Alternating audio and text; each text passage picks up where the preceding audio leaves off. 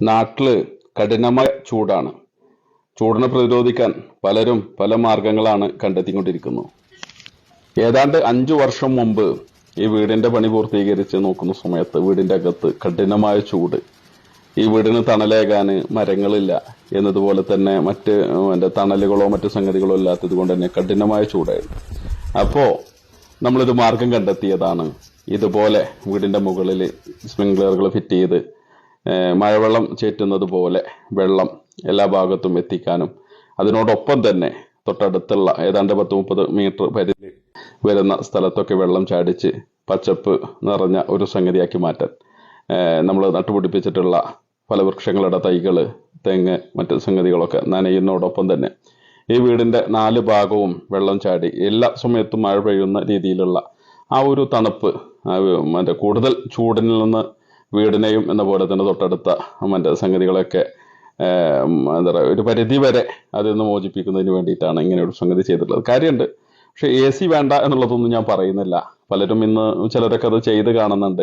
AC വേണ്ട, വളരെ വലിയ തണുപ്പാണ്, വീടിന്റെ അകത്ത് കഠിനമായ തണുപ്പാണെന്നൊക്കെ പറയുന്നവരുണ്ട്. പക്ഷെ അത്രയൊന്നും ഇല്ലെങ്കിലും ഒരു വീട്ടിൽ ഇത്തരം സംഗതികൾ ഫിറ്റ് ചെയ്തിട്ടുണ്ടെങ്കിൽ ഒരു 3 നേരം ഇതിടാൻ കഴിയുമെന്നുണ്ടെങ്കിൽ കാലത്തൊന്നിടുക, ഉച്ചക്കൊന്നിടുക, എന്ന പോലെ വൈകിട്ട് ഒന്നിടുക, 5 മിനിറ്റ് നേരം ഇട്ട് കഴിഞ്ഞാൽ വീടിന്റെ ആ ഒരു കഠിനമായ ചൂടിൽ നിന്ന് ഒരു മോചനം കിട്ടും. തീർച്ചയാണ്.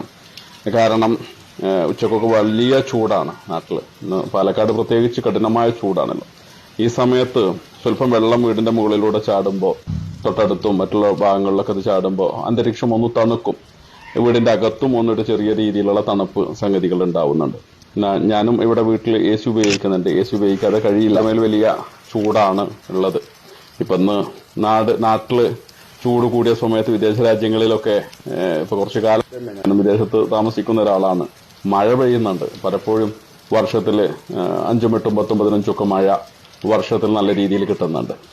എന്നാൽ കാലാവസ്ഥയിൽ മാറ്റങ്ങൾ ഉണ്ടായിട്ടുണ്ട്. ചൂടിന്റെ കാഠിന്യം മുമ്പ് കാലത്തെ അപേക്ഷിച്ച് നോക്കുകയാണെങ്കിൽ വിദേശ രാജ്യങ്ങളിൽ കുറഞ്ഞിട്ടുണ്ട്. പക്ഷെ ഇന്ന് നാട്ടില് കഠിനമായ ചൂട് തന്നെയാണ്.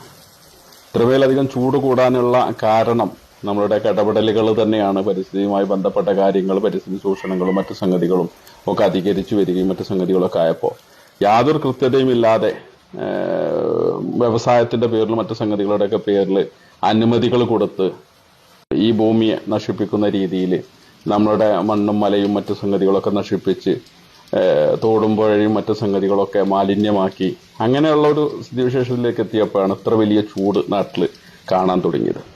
അപ്പൊ അതിൽ നിന്നൊരു മോചനം കിട്ടുന്നതിന് വേണ്ടിയിട്ടാണ് ഇങ്ങനെ ഒരു സംഗതി ചെയ്തിട്ടുള്ളത്. പക്ഷെ ഒരു പരിധി വരെ കാര്യമുണ്ട്. ചെറിയ രീതിയിലൊക്കെ വീടിന്റെ അകത്തും പുറത്തൊക്കെ തണുപ്പുണ്ട്. ആ ഒരു കുളിർമ എല്ലാ സമയത്തും നിൽക്കും ചെയ്യും. അതിനോടൊപ്പം തന്നെ ഈ പറയപ്പെടുന്ന മരങ്ങളും ചെടികളും ഒക്കെ നനഞ്ഞ് നമ്മുടെ മനസ്സിന് തന്നെ ഒരു മഴ പെയ്യുന്നുണ്ട് എന്നുള്ള ഒരു സന്തോഷം നമുക്ക് മനസ്സിനും കിട്ടും. പല വൃക്ഷങ്ങളൊക്കെ സമൃദ്ധിയായി എല്ലാ സമയത്തും കായ്ക്കും. ഒരു 4-5 ചെടി നനക്കുന്ന അതല്ലെങ്കിൽ പല വൃക്ഷങ്ങൾ നനക്കുന്ന വെള്ളം ഉണ്ടെങ്കിൽ നമുക്ക് വീട്ടിൽ ഇതുപോലെ എല്ലാ ഭാഗത്തും വെള്ളം നനക്കാൻ കഴിയും. വളരെ ചുരുക്കം വെള്ളം മതി. ഇതിൽ ചാടുന്ന രീതി വളരെ ചുരുങ്ങിയ രീതിയിലേ വെള്ളം ചാടുന്നുള്ളൂ. അധികം വെള്ളം ചാടുന്നില്ല. അതിനോടൊപ്പം തന്നെ ഞാൻ വീട് നിർമ്മാണം നടത്തിയ സമയത്ത് തന്നെ നമ്മുടെ നാട്ടില് ഒരുപാട് ജീവജാലങ്ങളുണ്ട്. അവർക്ക് ഇന്ന് ദാഹജലം കിട്ടാനില്ല. എവിടെയും വെള്ളമില്ല. പണ്ട് കാലങ്ങളിലൊക്കെ അരുവികൾ ഉണ്ടായിരുന്നു, തോടുകൾ ഉണ്ടായിരുന്നു, ചെറിയ രീതിയിലുള്ള വെള്ളക്കെട്ടുകൾ ഉണ്ടായിരുന്നു, കുളങ്ങൾ ഉണ്ടായിരുന്നു. അതൊക്കെ ഇന്നില്ല. നാട്ടുപ്രദേശങ്ങളിലൊന്നും നമ്മൾ നോക്കിയാൽ അത്തരം സംഗതികളൊന്നും കാണാനില്ല.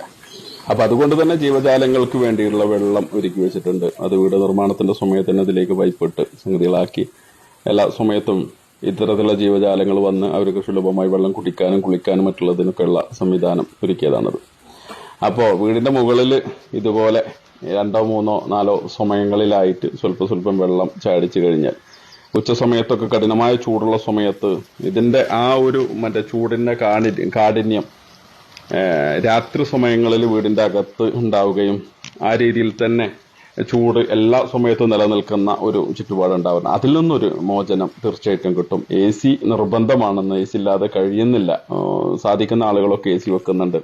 പക്ഷെ എങ്കിലും ഇതും ഒരു ആശ്വാസമാണ്. ഇത്തരം സംഗതികൾ വെള്ളമുള്ള ആളുകൾക്ക് അത്യാവശ്യം വീട്ടിൽ വെള്ളം കിട്ടണം. അത്യാവശ്യം എന്ന് പറഞ്ഞാൽ അധിക വെള്ളമൊന്നും വേണ്ട, പക്ഷെ എങ്കിലും കുറച്ച് വെള്ളമൊക്കെ കിട്ടുന്ന ആളുകളെ സംബന്ധിച്ചിടത്തോളം ചെയ്യാൻ സാധിക്കുന്ന ഒരു സംഗതി തന്നെയാണത്.